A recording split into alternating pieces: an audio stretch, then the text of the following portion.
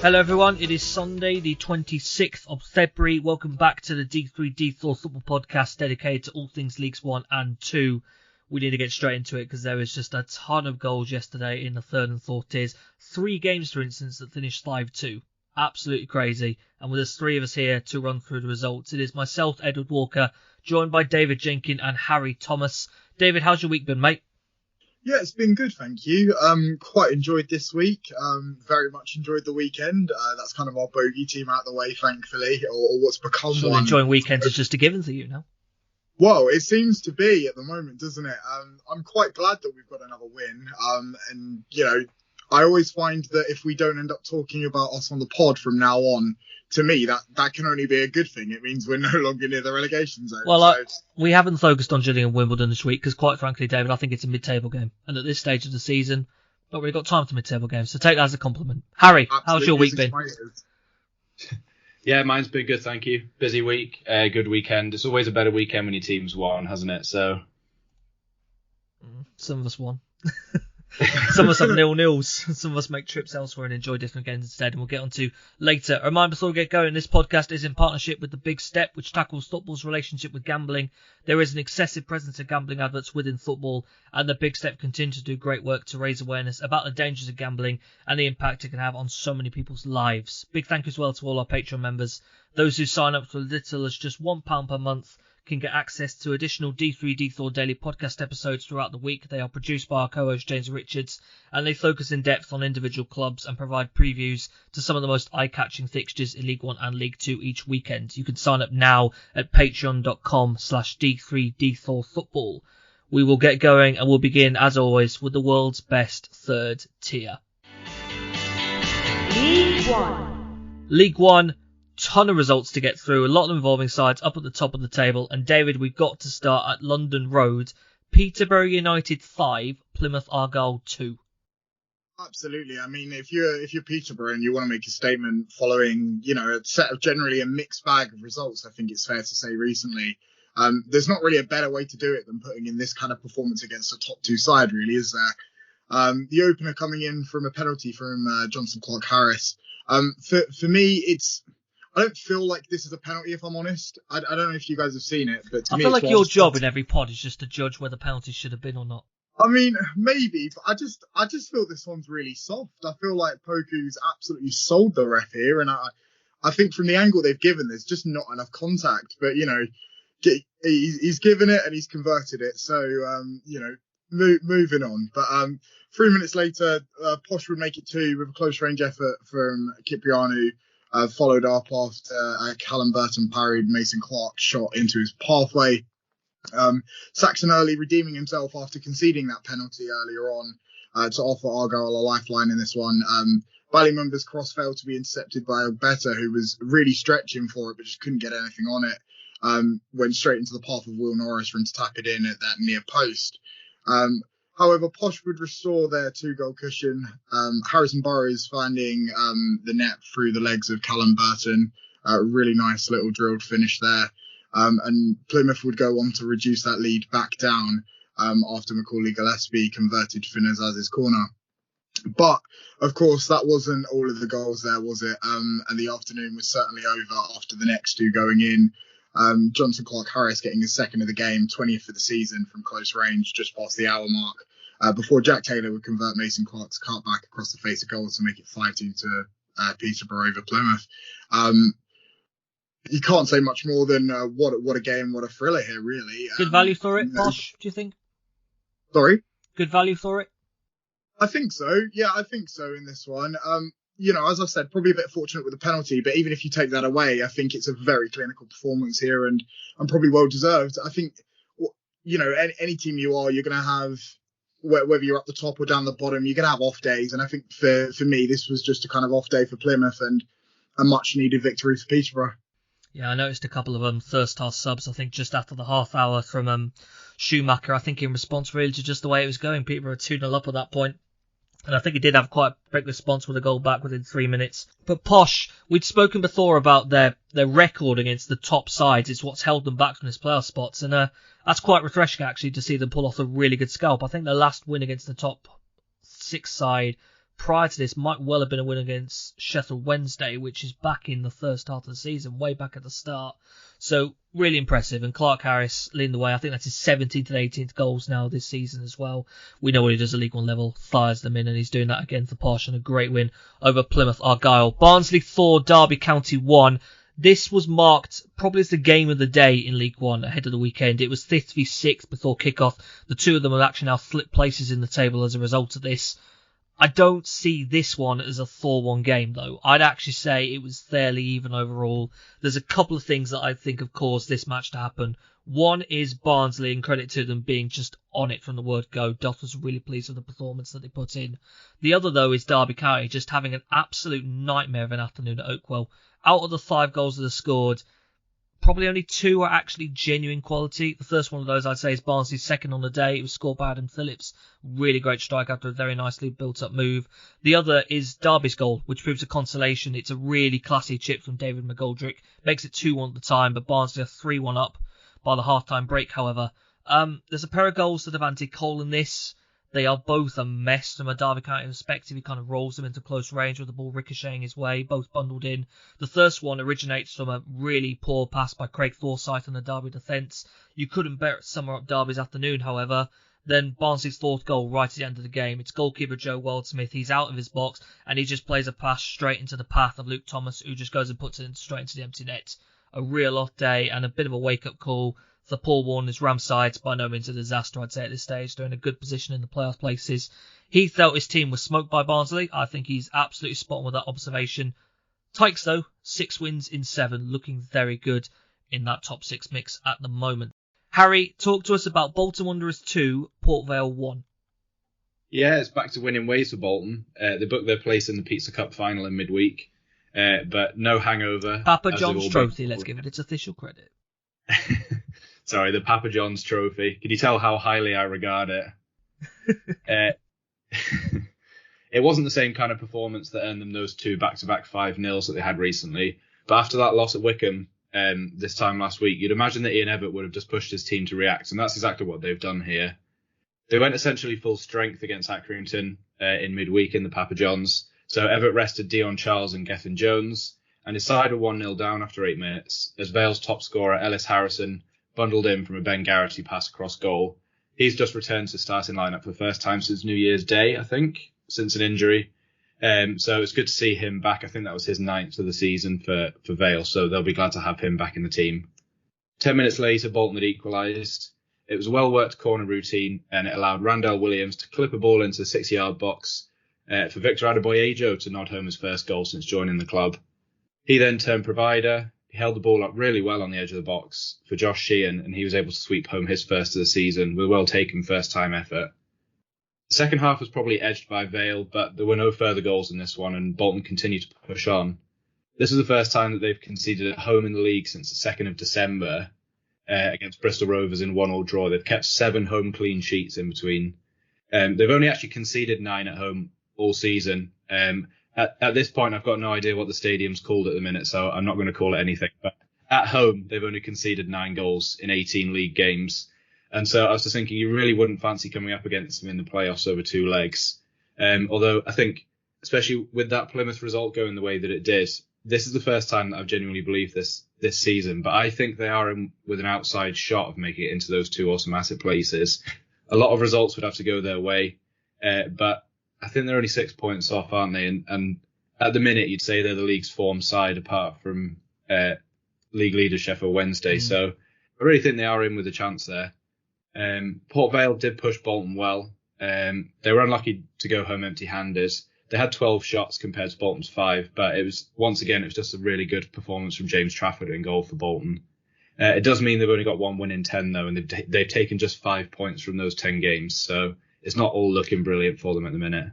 Yeah, I think Vale just needs to get a bit of the rub of the green. Definitely were good value for more than the loss than they had yesterday at what is called the Tough Sheets Community Stadium, following their partnership announced with. I think the name's actually coming into use at the start of next season. I don't think it's starting yet, but it's going to be known as the Tough Sheet Community Stadium.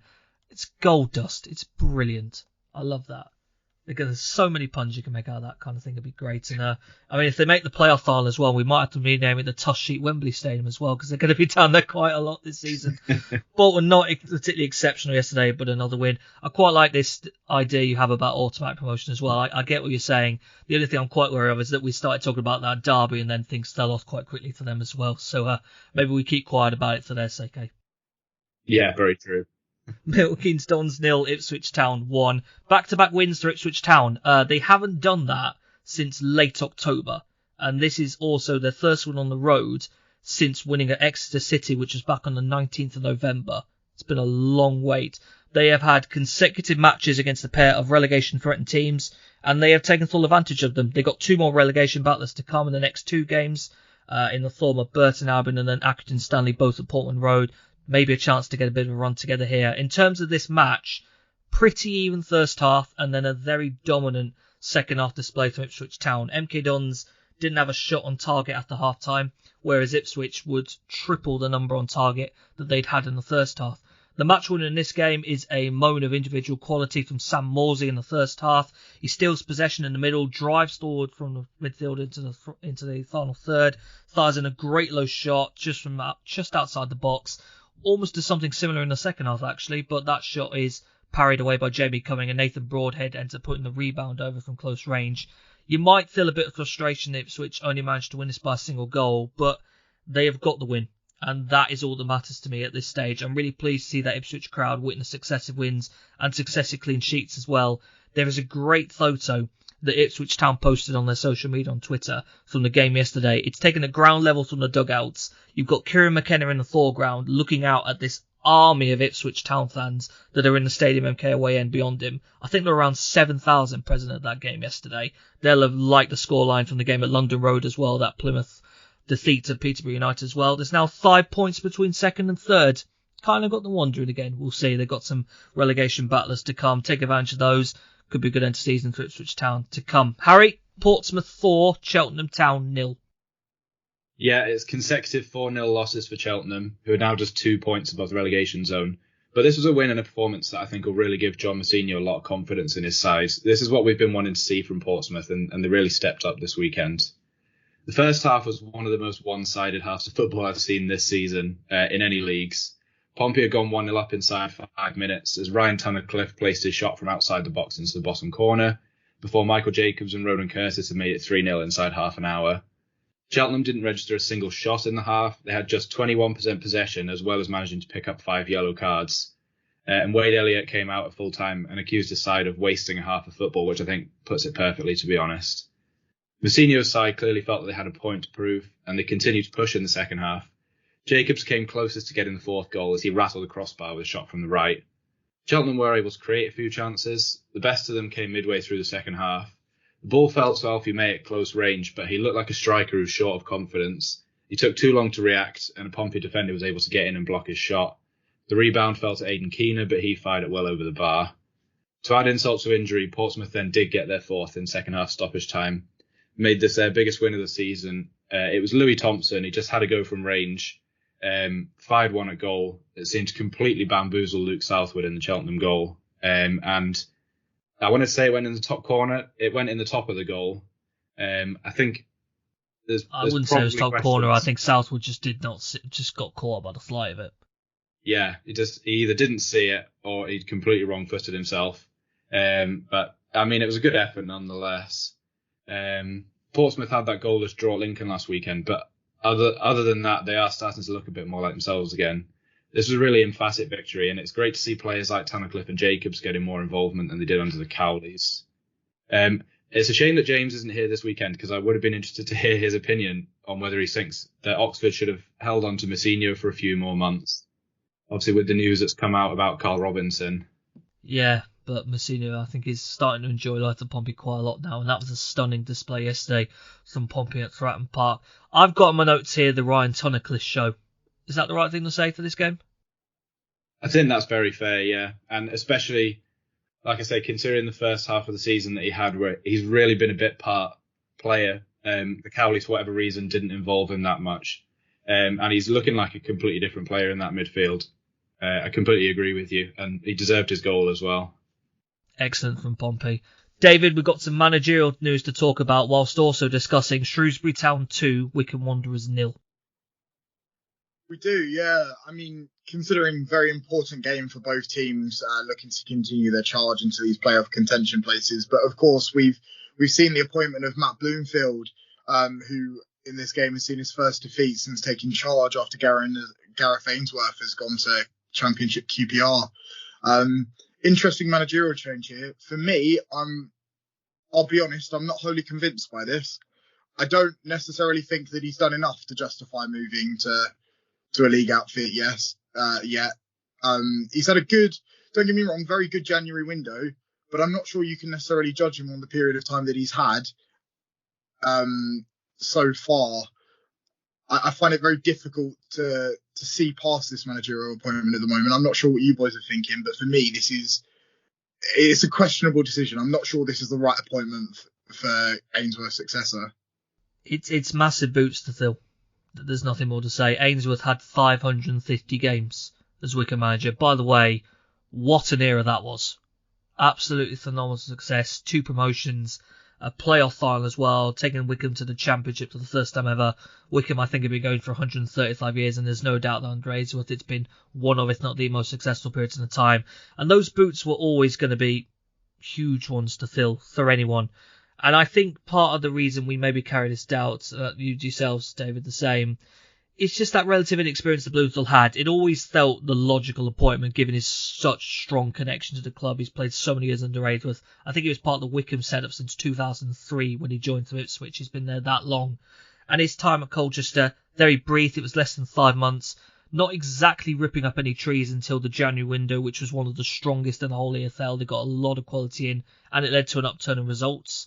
So the evidence prior to maybe that January window wasn't that strong to really justify the reason to him to be the successor. But all the same, I completely understand the emotional attachment that is there to this appointment from a Wycombe perspective, and I'm sure you do the same. Yeah, no, absolutely. I mean, if you can get a former player back and they can do a decent job, then, 9 times out of 10, you're probably going to take it. But I think I'm still, regardless of that, I think, you have to, I agree with you, definitely big boots to fill, but I suppose we'll just have to see how Bloomfield gets on with that. It definitely wasn't the start he would have been wanting, though, for the former Wycombe midfielder. Jordan Willis putting one into his own net from a cross from Christian Sadie, quite a whipped cross. It looked like it might have been going in anyway, just a bit unfortunate there, really. Wycombe had a couple of chances themselves from a free kick from Jordan Nabita, which was met with an absolutely phenomenal save from Marco Morosi. And it wasn't a game without chances, to be fair. The Chairboys had a number of chances, with Brandon Hanlon getting a few chances to convert, but all of the chances seemed to either go straight at Morosi or straight over the bar. That just the ability to be on target just wasn't really there today. Cottrell's men ensured the 3 points, 4 points from time, seeing Record Pike convert on the second attempt after seeing his first strike parried by Max Stryk. But, definitely a game which I think either way it had gone, you probably would have been okay with the result, I think, but 2 teams that are very close to each other in the table. I think this just makes it even more interesting moving into the latter part of the season, as to 2 teams that are kind of in and around each other. Probably a little bit more convincing from Shrewsbury Town than you'd expect, and the scoreline probably flatters based on the own goal. But for where both teams are at, I think it's a very interesting result, Ed. My perception on this is that it was a fairly even game, edged by Shrewsbury with a couple of moments, particularly the one to Record Pike, and I think it was the 86th minute to seal the win. I think Wycombe feel quite hard done by as well. That there was a free kick from Lewis Wing, which quite clearly show replays hit Jordan Shipley on the hand and probably should have been a penalty. Those decisions can end up not being given. We're regularly frustrated by EFL decisions up and down the pyramid. It can happen. It happens to every single side. I won't focus too much on that. The Bloomfield, we'll give him the time. I will give him the chance. I have that little bit of uncertainty. I think we all do, but I certainly wish him the best and the big boots to fill he has in Gareth Ainsworth. There's a great little video I've seen of Ainsworth on his departure, talking to the squad, and you realise what it is about him that made him so special through his time there. What gives me so much hope about Queen's Park Rangers as well. He just raises the spirit of that group. All his conversation with that team in the time he's departing is about, I believe in you lot to get these playoffs with the manager succeeding me. I really believe that you guys are capable of doing that. And you just realise the level that he's able to take his players to, the amount of confidence he can install in them. It's what enabled Wycombe to achieve so much in the last decade. They get right often against the odds as well. And best of luck to Matt Bloomfield taking up the role in what is probably his dream job right now with a club that he's got so much great history with. Not the best start, but more games to come. Wycombe are not out of the playoff race yet. David, Oxford United 0, Bristol Rovers 3 was the earlier kickoff yesterday.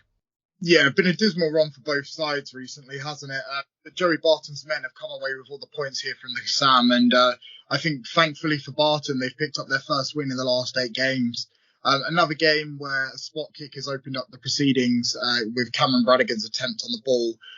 He brought down Lamar Bogard to concede the penalty, which was converted by Scott Sinclair even in the 22nd minute. Edging onto the half-hour mark, Rovers' main man, they're famed now by the pod, number 10, Aaron Collins, converted Scott Sinclair's whipped cross to double their advantage. I've had a look at this on the highlights, Ed, and I'm not sure if you've seen it, but I think he might have been offside for this one. It does look like he's come from an offside position to come back on, but it looks like at the moment the ball's played, he's just edged his run too quickly. But I suppose without the benefit of a replay for an official on the sideline, it's a close run call to make, and you can't necessarily give them too much stick for it. But Rovers would then put the game to bed later on as Luca Hall headed in Connolly's 75-minute corner. And that was that, really, not just for the game, but also for Karl Robinson at Oxford. I mean, I can't say I'm overly surprised. The results probably didn't justify him staying. And it's probably worth them making a change before things got any worse for them. I've seen on social media there's been a few names that have been bandied about, including Michael Apperton and Danny Cowley, obviously most recently at Portsmouth, which I think both could do a pretty good job for Oxford, to be fair. But I think my main concern is how they go about structurally replacing Robinson. I think, given his role and his key role in the background with the football operations at the club, I don't think they're just appointing a successful manager, but they're also needing to almost, a manager that's got to do multiple roles, including head of recruitment, with Mark Thomas still not being replaced in that situation. But I think, the main role of any manager that comes in now is going to be somebody who can inject some positivity and some desire into this dressing room, because it really looks like there's quite a low morale in that Oxford room at the moment. I'm very interested to see who they go with, for sure. I mean, Oxford's just rock bottom right now, really. Massively out of form. You've had consecutive games against sides in Cambridge United and Bristol Rovers, who are also massively out of form, and you've lost both of them. There was no bigger indictment, really, of the situation Oxford United have been in, and the decision to remove Karl Robinson, I think maybe felt overdue. Probably been wanted for a while, certainly been wanted by fans for a while. They need to change things, and I think you've summed that up very well there, David, about the situation Oxford find themselves in and what they need to get out of, and we'll see who they bring in further forwards. Harry, Exeter City 2, Cambridge United 0. Yeah, it was the first win in 5 for Gary Caldwell's side, and a fully deserved one, to be honest, against Cambridge side who have only won 2 of their last 17 league games now. Archie Collins got the first goal of the game, heading in a Pierce Sweeney cross from close range. James Brophy thought he'd equalise for Cambridge shortly before half-time. He headed in a cross after some great work from Conor McGrandles on the right, but he was deemed to be offside and the goal wasn't given. And in all honesty, I think it would have been harsh on Exeter not to go in ahead, as they'd been otherwise fully in control of the first half. Archie Collins and Jay Stansfield were both causing huge problems for the Cambridge back line, and it was only a lack of finishing touch that stopped them from going further ahead, really. Early in the second half, though, they were able to make the pressure count, and they went 2-0 ahead. Archie Collins, again, involved. He cut the ball back to Kevin McDonald, who managed to make his way into the box completely unmarked. And with all the time in the world, he was able to curl home an excellent finish for his first Exeter goal, and his first goal in English football in 5 years. Apologies if this has been covered before, but I hadn't actually realised it until this weekend. Obviously, the reason he's been out for so long is he had that kidney transplant. He then went to Dundee United, but was released at the end of last season, and he had a trial with Derby at the start of the year. but he got injured as part of the trial, and so no contract was ever signed in the end. He looked absolutely a different class for Exeter this weekend. He could have had a hat-trick, to be honest. He had a shot stopped in the build-up to the first goal, and then he had a volley from the edge of the box that was cleared off the line by Josh Bennett.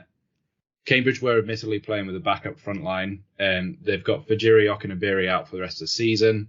Harvey Nibbs, I think, is still out for at least a month, but they just look completely devoid of ideas today. They had the offside goal, and I think they had one shot on target, but other than that, they didn't really create anything to suggest that they could win this one or get back into it. It's only Forest Green Rovers who've got a worse away record than them this season. They've won only 8 points on the road all season, so not a great place for them to be in. And obviously, they are now very much involved in that relegation battle down in 23rd. Yeah, absolutely. Kevin McDonald, love that story. I don't think we have covered it before, but I've seen it doing the rounds, and I think it was 17-18 was his last goal when he was at Fulham. I can't remember if it was, might have been Championship level he got it at the time. Had a lot of difficulty since with his diagnosis, his operation. Great to see him back. Great to see him being part of an Exeter team. It kind of felt like he was going to be quite a classy player when he arrived, with his experience at a much higher level than League One. And yesterday really showed it, a great 2-0 win over Cambridge United. Fleetwood Town 1, Morecambe 0. What run Fleetwood Town are on, by the way? Since suffering their last second defeat to Burton Albion at the start of February, the Cod Army have gone and won 5 out of the 6 games in all competitions. You add to that a 0-0 draw, which came away at high-flying Plymouth Argyle at Home Park. They are now in the 5th round of the FA Cup for the first time ever. They've got their tie away at Championship leaders Burnley this coming Wednesday. They are up to 11th in the table. Any relegation concerns that might have been in place about this team, they are long gone. They are one that could actually be well worth keeping an eye on to heading into next season now, heading into 23-24. I really like the way they're going. The only goal in this game was inside 15 minutes. Against Morecambe, it had to be Carlos Mendes-Gomez, the former Shrimps man. He scores it right in front of the packed-out away end as well, and I think he chooses not to celebrate, which is good to see. 2 players notably involved in the build-up to that goal. Firstly, Sean Rooney. I'm getting really keen on him. Definitely the kind of man you want in your team and not playing against you, because he does try to get under your skin. I'll tell you what, though, he is one hell of a player up that right-hand side. I really do enjoy him. He's Fleetwood's joint top scorer this season in the league, alongside Carlos Mendes-Gomez now. And then you've got Jayden Stockley, one of the 2 notable forwards arrivals in January through a substantial fee. He's the man who puts that really inviting ball into Mendes-Gomez to put away. It almost feels like it should actually be the other way around. It really should be Mendes-Gomez who's logically the man who drifts far out wide and delivers the cross that Stockley puts away. But it's the other way around, and credit to them for that. Fleetwood Town are looking very tidy right now. I do like Harvey McAdams as well. Fleetwood got him, I believe, from Ashton United back in January 2022. He plays in midfield, plays out wide. Got a really good size to him too. Fleetwood looking very tidy right now under Scott Brown. 3 more games to run through to League One. Charlton Athletic 0, Sheffield Wednesday 1. We are not going in depth on the league leaders this week. We normally do. This was pretty routine down in London. Strong performance, an early goal from Liam Palmer. Palmer had only scored 3 league goals in more than a decade at Sheffield Wednesday before this season. He's got 4 this campaign now, having a season of his life for the Owls at wing-back or centre-back as well. It's been brilliant for them. The Owls look like they are not only marching towards the Championship, they could well be taking the League One title there with them. 3 clear at the top now, with a game in hand on those below. They've got a club record 20 league games unbeaten. Phenomenal. Stop them if you can. 1-0 victors at Charlton yesterday. Forest Green Rovers 1, Lincoln City 1. Regan Paul Cross brilliantly volleyed in by Ben House. It's a brilliant opener for Lincoln City. Their equaliser for Forest Green Rovers, Jordan Garrick, who finds space, fires a lovely goal against his former club. I noticed that he seemed to shush the away end in the aftermath of the goal. It was probably in response to something that was said to him across the game, which is fair enough. I think Garrick's actually personally having a decent time of things since signing permanently for Forest Green Rovers on loan from Swansea.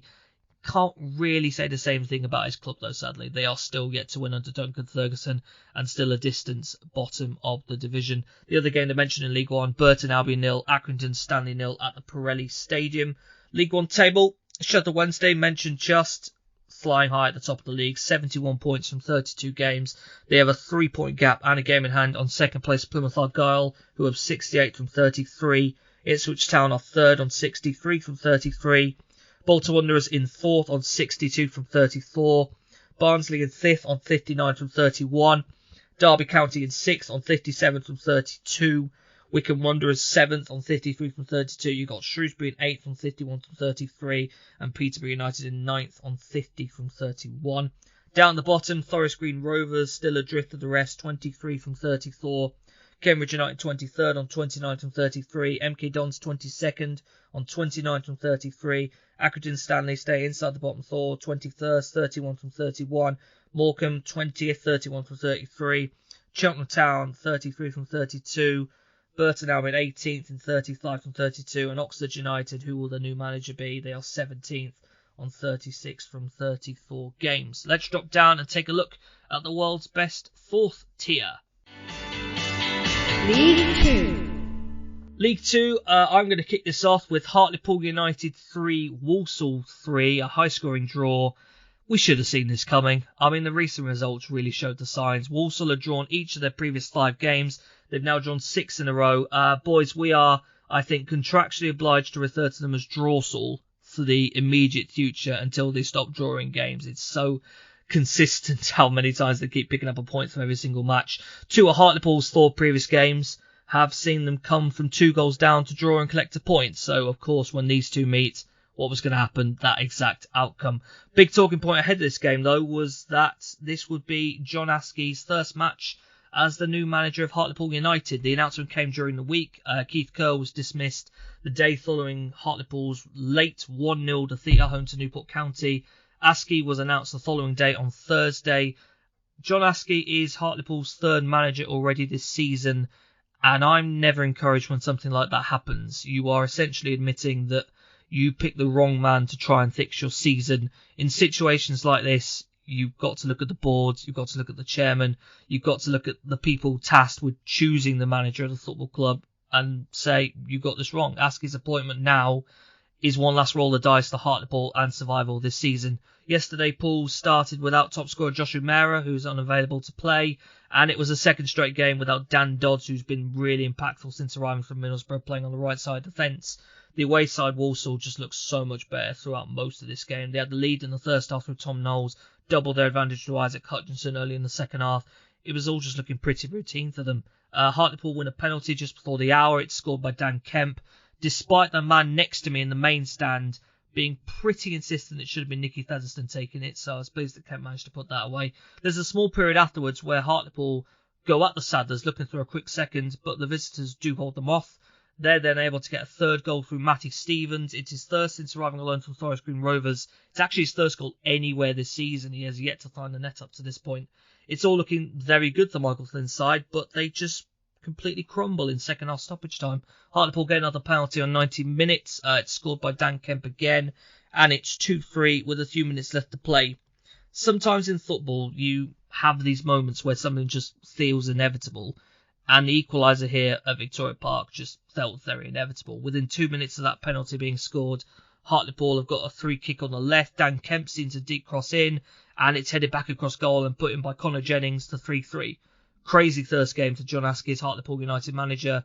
Did Pools really deserve anything from this game? Not really. Are they going to care? Absolutely not. Pivotal result with what else has happened around them. Nothing more to say really than Dan Kemp is a superstar. He's got 5 goals already since arriving on loan from Milton Keynes Dons. If they can get him, Josh Umera and Dan Dodds consistently playing together, they've definitely got a chance. You have to believe in Hartlepool if they can get the trio going together. No words to Walsall though. I cannot believe they blew that game from such a strong position. You've got to go back to New Year's Day for the last victory. These single point results, this run of draws they're getting, it's not going to get them near the playoffs at the end of the season. You cannot better summarise the Saddlers right now than that second half finale. Really disappointing from them on a long trip up to County Durham and back again. David, Mansfield Town 2, Salton City 5. Yeah, Salford putting in a really stunning away performance here, really. Something that I was quite shocked and surprised about when I saw the score, to be fair, Ed.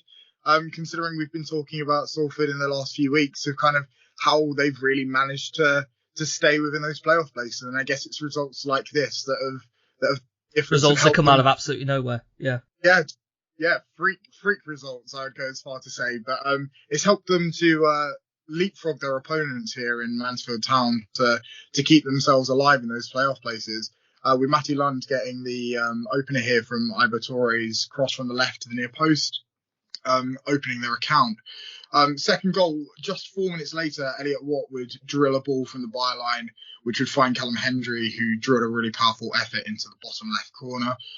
Dalis Kiva-Dunn providing a goal for the hosts just after the half-hour mark, with James Perch's deflected shot running loose following Alex Kearns' save, with Keeler Dunn being the first one to react here, just kind of pounces on it and manages to convert that into the bottom left corner. Luke Bolton got himself in behind the Mansfield back line and struck for Salford's third goal 5 minutes after the break. And Matty Lund getting his second goal of the game in the 56th minute, following Bolton's low pass from the right to convert from around 16 yards or so. Theo Vassell looked to head in the fifth from a corner before Mansfield's Jordan Bowery converted Callum Johnson's cross. Nothing more than a consolation goal really here, and quite an unexpected performance, you'd have to say, from Mansfield. Quite uncharacteristic of certainly their last few performances anyway.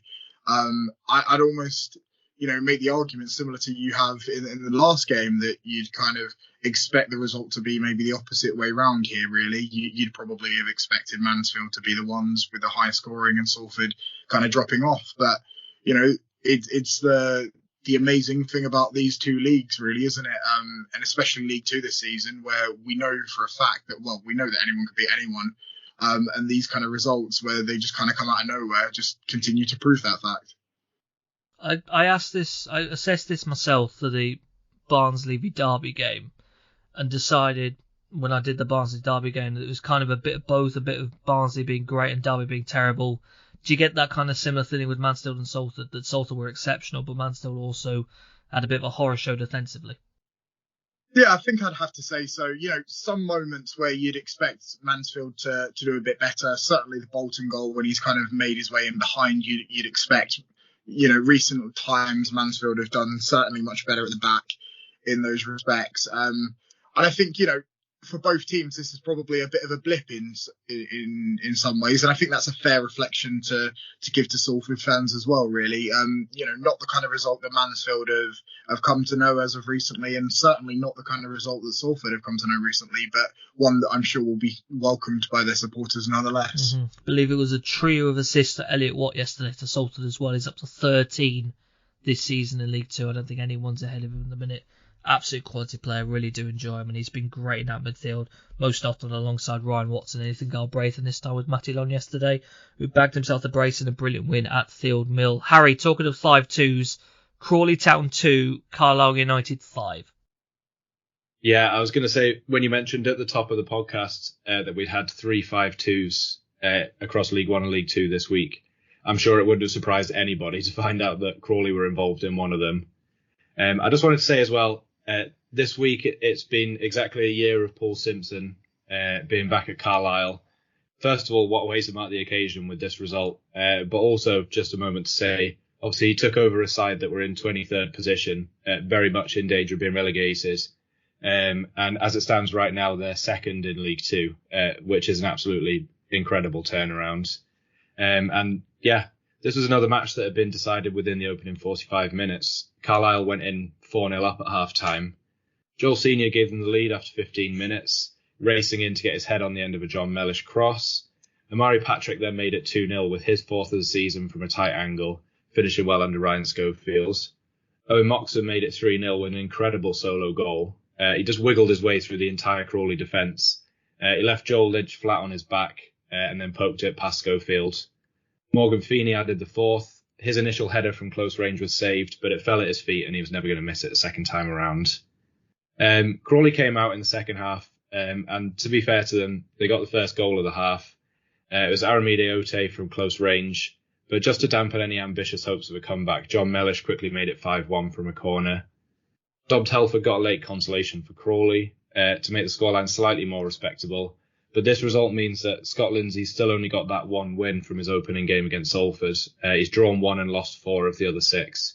So really not that new manager bounce or the stability that they would have expected and hoped from bringing him in. They need to turn things around quickly.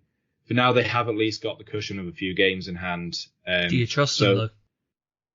Well, that's exactly what I was going to say. They've got 2 or 3 games, haven't they, on Hartlepool? But is there anybody? They've not got 2 or 3. They've got 4.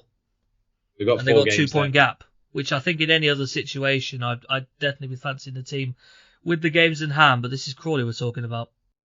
Yeah, I think maybe Rochdale aside, there's nobody in the league that you'd expect them to turn up and back them to win that game, which is a dangerous thing for me to be saying because they're coming to Prenton Park on Tuesday. But yeah, they look like they've run out of ideas. I think it's all just catching up with them, isn't it? And so yeah, it's a very good point. Those 4 games in hand mean absolutely nothing if you turn up and roll over and let teams beat you as easily as Carlisle did in the first half of this game. Just too easy for Carlisle. Just way too easy for them. Yeah, and I think it was especially that opening goal, the run that Joel Senior made. He comes out of absolutely nowhere. He's got nobody tracking him. Nobody's running with him. Nobody notices him coming in at the back. I really like Mellish, by the way, the left centre back, just deciding I'm just going to stroll down the wing here. Yeah, and again, nobody trying to close him down or putting a foot in. I think 3 of the back 5 scored in this game for Carlisle, which sums it up really. You shouldn't be allowing 3 separate defenders to come in and have good chances and put them away. So yeah, very concerning for Crawley, but brilliant for Carlisle, and they've leapfrogged Stevenage and they're up into second. They have, but it's not the end of the world to Crawley. I just want to bring up this tweet that they came up with in the 72nd minute yesterday. Crawley Town did. Schofield makes a crucial reaction save to keep the score at 5. That's 5 for Carlisle, by the way, not 5 for Crawley. They're just losing on and off the pitch at the minute for Crawley. It really is a disaster. And just what more could you say about these two sides, Carlisle and Crawley, for contrasting reasons? I remember when these two met at the first game of the season. Carlisle won 1-0 at Prenton Park. They should have won by way more than 1. They were utterly dominant. It was a sign of really what was coming for both sides. And on this occasion, they do go and get an absolute hammering of Crawley Town down at Bloomfield Stadium, and a great trip for the travelling Cumbrians who made that trip down. Barrow 1, Stockport County 0. Pete Wild's at it again. Last week it was a single Josh K goal at Valley Parade that saw Barrow record a league double over Bradford City. This week it's a single Josh K goal, and it sees Barrow record a league double over Stockport County, and that was a Stockport County side that had won 5 games in a row. They were eyeing up the automatic promotion places, which are still in reach at current, but this is a bit of a sickening thought them. Wild has gone with a switch of formation to Barrow's last couple of games. They've changed to this 3-5-2. It's got a back line of Sam McClellan, George Ray and Noel Canavan. They've got wing backs in the form of Patrick Bruth on the left and Elliot Newby on the right, who of course was a Stockport County player just a couple of months ago before he made the move back to Barrow. They've got a trio of Harrison Neal, Tom White and Robbie Gotts playing in midfield. Josh Kay and Jed Garner starting up top together. Deserved winners yesterday. I did like the honesty from Stockport manager Dave Challoner post-game. I think there are some bosses that try to address the problems of their team up with positives. He was straight to the point. He thought that was horrendous from his Stockport County players up at Holger Street. It was very out of place with what they have done recently. The big games keep coming to Barrow. They've got Salford City at home on Tuesday. They're away at Walsall next week. They're at home to Sutton United the weekend after that. Don't think the Bluebirds are out of the top 7 race just yet, and they've got the ability in that group of players they have to pull off results like this that can really kill the momentum of the teams up at the top as well. Since Barrow were promoted back into the Football League in 2020, they've had 2 seasons. Barrow's best points return in those 2 seasons was the 50 that they accumulated in the 2021 season. They got 47 points right now with 13 games left to play. It is really strong progression under Pete Wild at Barrow. Really impressive to see. Harry, Stevenage 0, Tranmere Rovers 1. Yeah, to put it simply, this result was partly down to wasteful finishing from Stevenage and partly down to a team coming to the Lamex and just sussing out Steve Evans and how he likes to play football. I listened to both Mickey Mellon and Joe Murphy in their post-match interviews, and both of them said pretty much the exact same thing, in that they knew that Evans was going to set his side up to play it long and direct. So Tranmere just set up with a high line, and they were able to nullify the attacking threat for most of the game. The first half never really got going for either side. The only shot on target was a tame effort from Josh Hawkes, and other than that, neither side were really able to carve out any chances. Stevenage did step it up in the second half, though, and Tranmere had to call on Joe Murphy a number of times in goal to keep the score at 0-0. Mickey Mellon then took off a winger and brought on Chris Merry to switch to a midfield three in an attempt to get the game under control. And it was some fantastic play on the right by Merry, followed by a surging run from fellow midfielder Leo Connor, that ended with Daryl Horgan bringing him down in the box. Josh Hawke stepped up and he squeezed it past Toby Savin, who had guessed the right way, but it was 1-0. Luke Norris should have equalised pretty much at the death, but he couldn't quite get on the end of a Jamie Reid cross that only needed the slightest to touch. How much of your heart was not in your mouth when that ball went across? It's so typical Tranmere that it would have gone in. Well, it's not typical Tranmere then, so that's all right. I know somebody was watching down on us. We've won away from home, and that inevitable goal didn't go in. But Stevenage now have just got 1 win in 7, and they've lost twice in a row without scoring. So I was thinking about it, and I don't know if it is just a case that teams have worked out how they're playing now, and they've worked out the best way to set up against them. But they're going to be starting to look over their shoulders at that chasing pack now. And the other thing as well, that run of 1 in 7 has come off the back of that huge FA Cup win at Aston Villa. And so I wonder whether some of it might be a bit of a mentality problem. Obviously, you have a game like that. For most of those Stevenage players, that'll be the biggest game in their careers, winning away at a Premier League stadium. And you wonder if they found it difficult to adjust coming back to League Two, sort of coming down off that high. And Steve Bevins' job now really is to get them to focus on the task at hand. They were in such a strong position, pushing Leyton Orient for the title potentially, and it would be so gutting for them to not even make the Automatics come the end of the season. I think you can also maybe point to a couple of absences in the Stevenage camp. They've been without Terence Van Kooten, one of their stars in the backline, for quite a while. So you've had Michael Boswick playing in there alongside Dan Sweeney and Carl Piergianni instead. And then the situation Stevenage have had with their goalkeeper as well, Tay Ashby-Hammond, playing throughout most of the season. He's injured. They brought in Jokal Andresen to replace him. He's injured as well. So they've currently got Toby Savin on a emergency loan from Accrington that was extended into this second week as well. Not full strength yet, Stevenage, so whilst I'm a little bit concerned, I do think we're still yet to see Stevenage back to their fully best, and I hope they can turn this around, because it's got a bit awkward to them now. We were kind of lining them up as a team to maybe hunt down Leyton Orient, and now you're feeling a little bit concerned that they might slip out that sort of field together. They need to turn it around for sure. David, Colchester United 0, Northampton Town 1. Yeah, Colchester's first game since the departure of Matt Bloomfield, which meant that Ross Embleton took charge for this one at the JobServe Community Stadium. Northampton in this one really getting a vital and much needed win, to be fair, to keep them ticking over in those playoff places and keeping them trying to get on that chasing pack above them. Lewis Apire with the only goal of this game just before the halfway stage, pouncing on a loose ball after the Colchester back line. Just failed to clear, just not great defending here. Be very interesting to see who's going to come in and be that Bloomfield successor, whether that's Ross Embleton or whether that's somebody else. But, kind of probably exactly as you'd expect this one to go, to be fair, Ed. Northampton, kind of a win that they needed, and a win that will very much help them to stay kind of around the places that you'd want them to be this season. Hopefully they don't drop off in the same way they did last year. But I doubt anybody's going to be performing and pulling out a 7-0 win this year on the final day. You don't need to bring that up for their sake.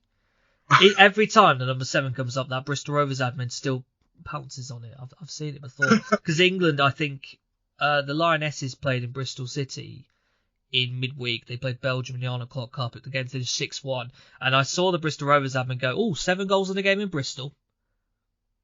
Just silly. I was going to point out their form right now, but to be fair, they won 3-0 the weekend, so it doesn't really work at the minute for them. But no, Northampton, please. It felt like the Louis Perry show against Colchester United, a strong performance from him. I am keen who Cole Hugo thought, because yes, losing Bloomfield stings a bit, but I do actually think they got a really nice group of players here, and I'm quite excited about what they could offer next season. A bit like Gillingham as well, who have really turned their seasons around with excellent January recruitment, and I'm feeling positive about Collier again, and quite keen to see who they go with for sure. Newport County 0, Sutton United 2.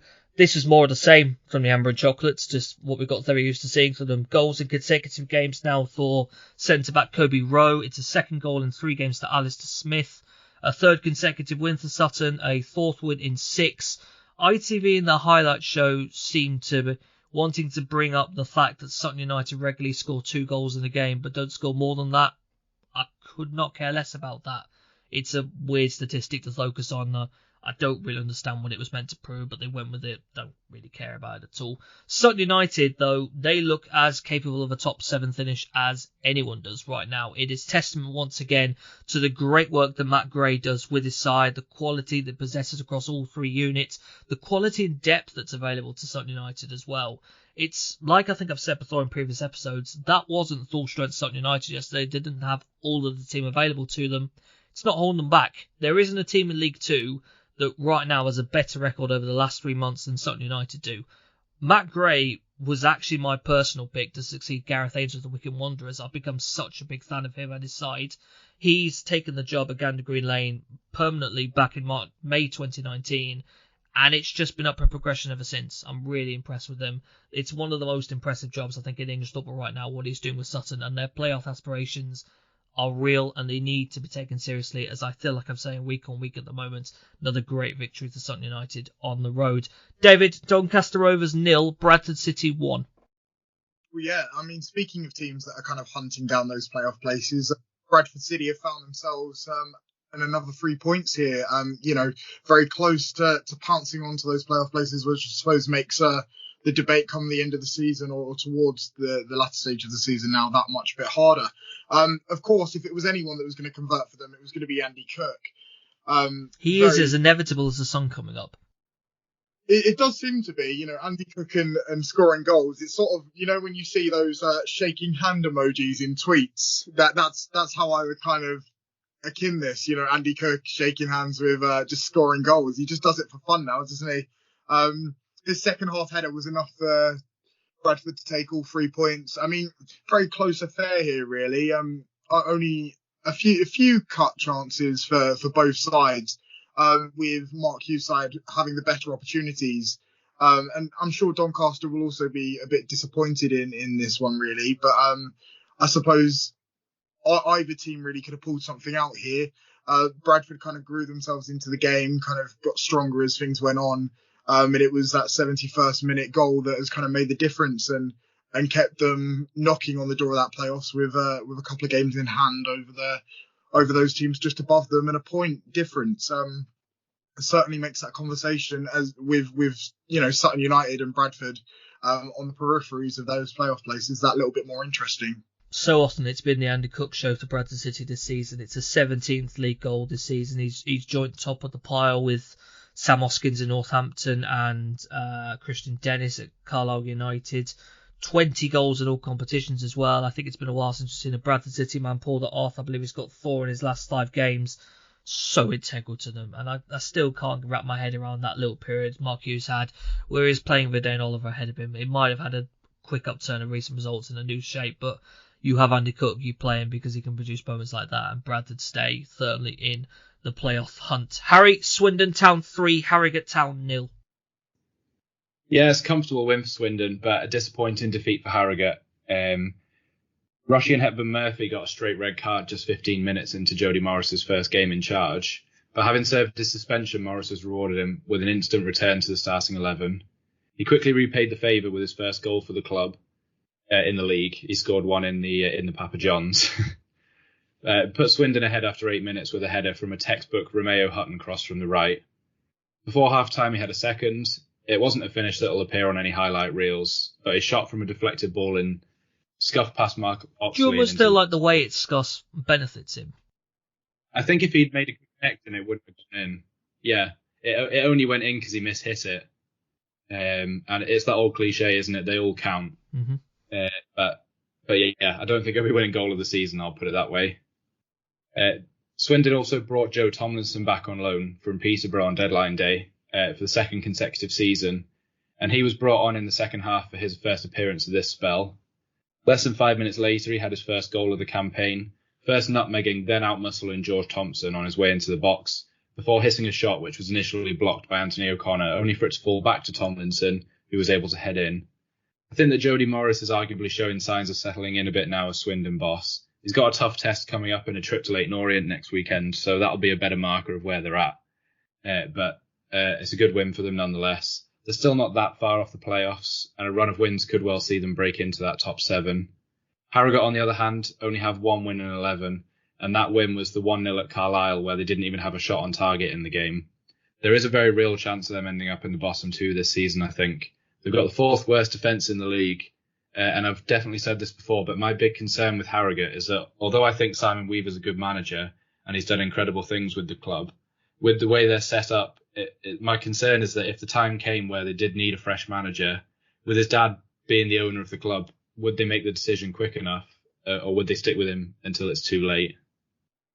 I don't think Simon Weaver would go anywhere, to be honest, even if they went down. He's been part of that team for so long. 2009, I think he had to go back to when he was appointed, and he's overseen a climb. And I think Harrogate realistically know that they are one of the real underdogs at this level, and not really enough significant investment to take themselves away from the relegation battle. They're going to be in it throughout, probably relying on the situation that we have at teams like Crawley Town and Rochdale, the difficult situation that Hartlepool United find themselves in. They keep picking up the odd results, even though they're not getting that many wins, and that's what's been keeping them clear for now. And yesterday, I don't think they were supposed to compete with Swindon Town. They didn't. I remember they beat Swindon 3-0 on the opening day of the season.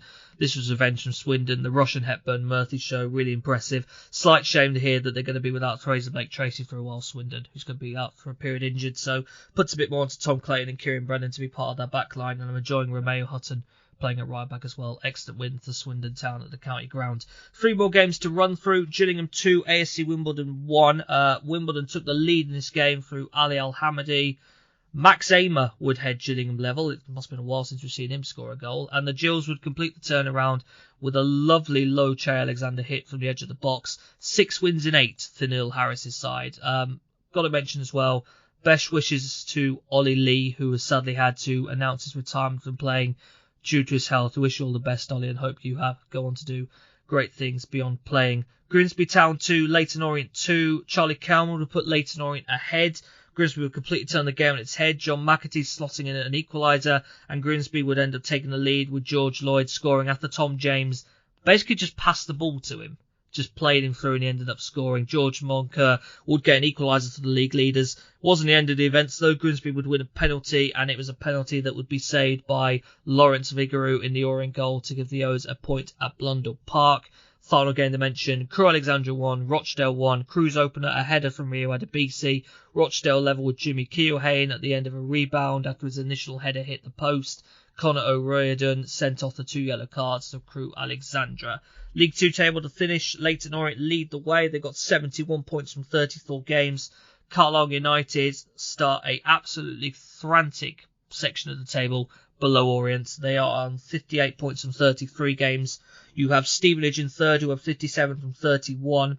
Northampton are fourth on 55 from 32. Stockwell County are fifth on 54 from 33. Salford City are sixth on 52 from 33.